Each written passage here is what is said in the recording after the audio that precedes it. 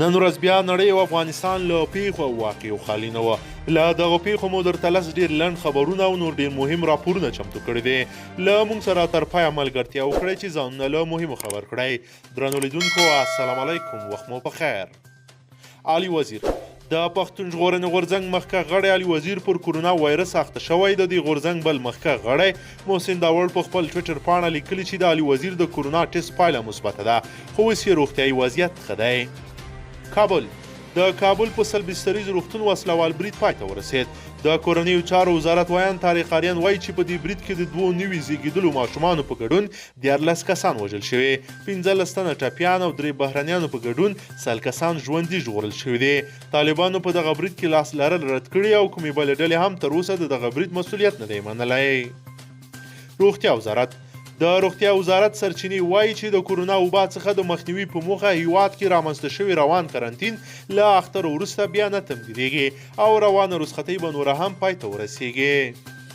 روسیه د روسیې ولسمشر ولادیمیر پوتین اعلان وکړ چې سر له سبا د کورونا وبا د مخنیوي په موخه روسیه کې اعلان شوی رخصتي پای ته رسیږي او سبا د می په 14مه نیټه به په ټوله روسیه کې د حکومتي او خصوصي ټول فعالیتونه بیرته پیلېږي.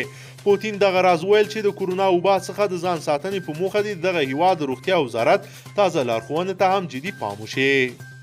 په امریکا کې د سکای نیوز د خبر لمخې د امریکا په زندانونو کې اوس یو شمېر زندانیان هڅه کوي خپل ځان پر کورونا ناروغۍ اخته کړي څو په دې پلمه ژر له زندان آزاد شي. په امریکا کې د یو زندان د پولیسو مشر ویلي زندانیان په خپلو خونو کې له یو لوښي اوبه څښي او خپلو ماسکونو سره شریکوي. حامد کرزی پخوانی ولسمشر حامد کرزی وایي چې په هیواد کې وروستۍ جګړې او د تاوتریخوالي دوام د جدي اندېښنې وړ ده. د په خبره د جګړې شدت او دوام د سولې پر وړاندې پردۍ دسیسه ده او دوی نه غواړي چې دلته دایمي سوله او ثبات تامین شي. نوموړي په اعلامیه کې په بلخ ولسوالۍ کې وروستی هوایي برید هم په کلکو ټکو غندلی ده. ایران د ایران د بهرنیو چارو وزارت هغه ټول راپورونه رد کړل چې ګوندې د دوی سرحدي ځواکونو افغانان سیند ته غورځولي او ادعا یې کړې چې په هغه ورځ او نیټه هلته هیڅ داسې پیښه نه ده شوې. د راپورونو له مخې ایراني ځواکونه تر 50 زیات افغان مسافر چې دغه هیواد ته د مزدورۍ لپاره په اوبو لاهو کړل رد کړي دي. ننګرهار د ننګرهار په خیوي ولسوالۍ کې د جنازې پر مراسمو چاودنه کې لسګونو کسانو ته مرګ ژوبله اوښتې ده. د ننګرهار والي شاه محمود میاخیل وایي چې په نننۍ پیښه کې 24 تنه وژل شوي او 88 تنه نور ټپیان شوي دي. په وژل شوي کسانو کې د ننګرهار د ولایتي شورا غړی لاله خان هم شامل دی. میاخیل وایي کیدای شي ارقام له دې هم زیات وي.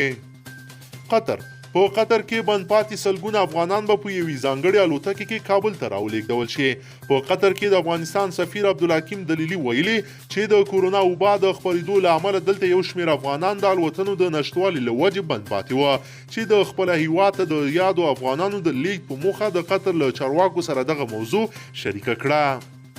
ایران د ملګرو ملتونو د کډوالو نړیواله اداره وایي چې تېره اونۍ 6870 افغان کډوال د اسلام قلعه بندر له لارې افغانستان ته راغلي دي. د سرچینې په خبره تر دې مخکې اونۍ کې هم 15801 کسه له ایران راوښتي دي چې تېره اونۍ شمېر د وړمې اونۍ د شمېرو په پرتله 18 سلنه کموالی ښیي. د کډوالو نړیواله اداره وایي چې لا هم هره ورځ لسګونه کسان د اسلام قلعه بندر له لارې افغانستان ته راځي او دوی یې ثبت او راجستر کوي.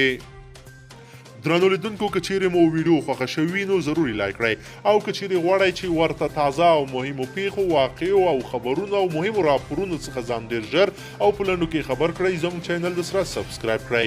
تر بل ویډیو مو په لوی رب سپارمه.